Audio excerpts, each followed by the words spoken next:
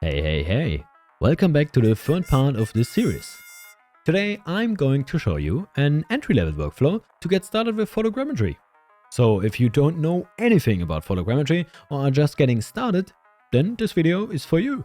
And if you already gathered some knowledge, then you may still find some useful information in this video. That being said, let's hop right into it. Let's say you have an object in mind that you want to have a 3D model of. How would you start? You would think about what equipment you need and what steps to do to achieve this goal. Which essentially means you are planning. Planning is always our first step, even though sometimes this is as easy as finding out where your camera or phone is. But what should we potentially consider in our planning phase? Well, even though you might already know what type of object you want to scan, it might not be the best to start with. And I know this always sounds discouraging, but starting with something easy to get your head into the topic will get you faster to scanning your dream object than going right for it. So, what characteristics should your first object have? It should have no shiny or reflective materials such as metal. And it needs enough features, so basically structure, so the software can reconstruct it. If you don't know what that means, have a look at my last video where I go more into detail on this topic. Okay, so we have decided for an object. In my case, it is a flower pot I found in my basement. The next question to ask is, what equipment do I have to take pictures of my object? Like, do I have a camera or are you using your phone? Maybe you even have a flash for your camera or some sort of studio light. Also, a tripod can be useful if you have a turntable. Even though, for this video we don't need one, so don't worry. I will use my old Sony a350 to show you that you can get good results, even though you don't have a great or new camera. Okay, so what's next? Well, we want to find a place where we have enough space and light to freely move around our object to capture all sides. If there is anything in your way that could make your life harder during capturing, move it somewhere else. Also, try to put your object at an elevated position so you can get good photos of the sides of the object without lying on the ground. Okay, that is enough planning for now. Let's have a look at how we capture our photos. If we turn our camera on, there are some settings we should have a look at before doing our photo shoot.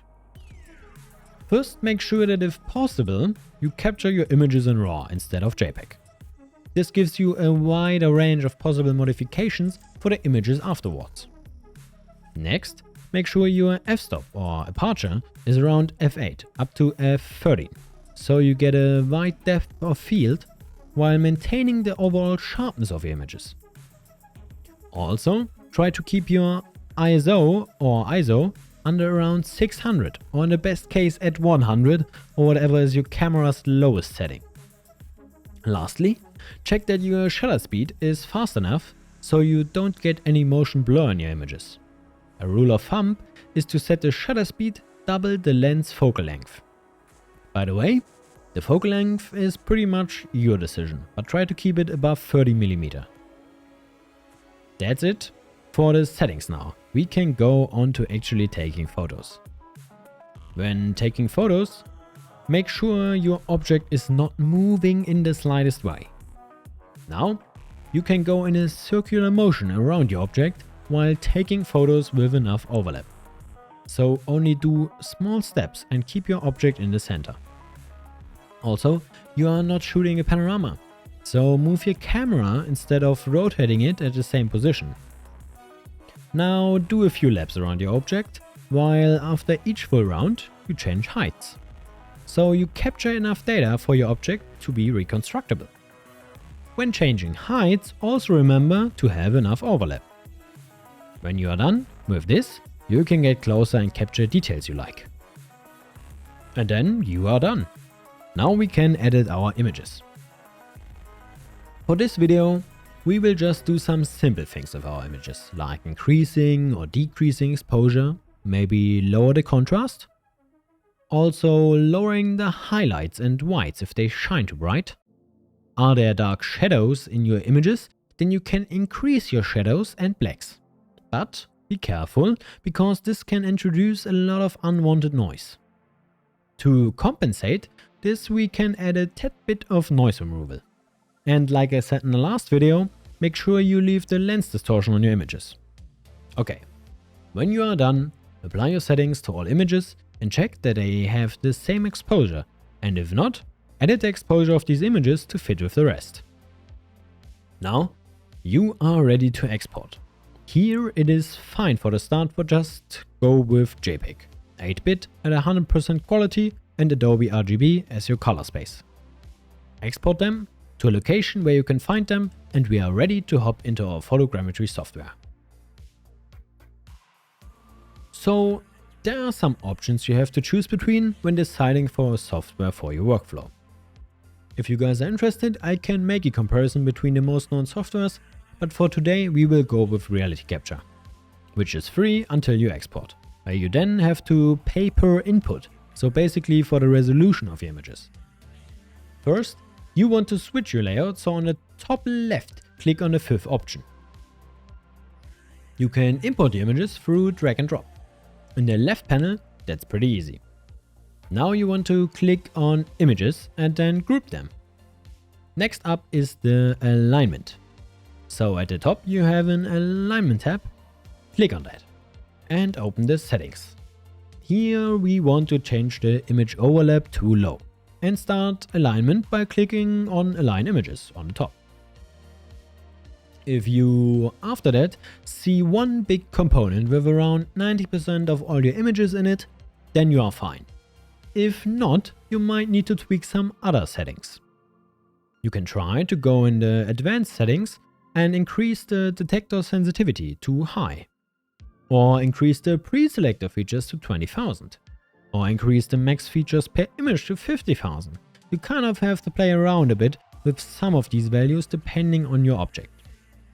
Also, if you get a big component and some smaller ones, just delete the smaller ones but leave the big one and do align images again. Like this, the software will try to rematch more images into your component. When you got it working and only got one big component left, you can decrease your max feature reprojection error to 1 and do align images one last time. Now it is time to create a mesh. So at the top, switch to Mesh Model. With Preview, you can get a quick look if there are any major problems or if you need to change your reconstruction region. If that is not the case, you can go with Normal Detail, which uses half the resolution of your images, or you go with High Detail, which uses the full resolution.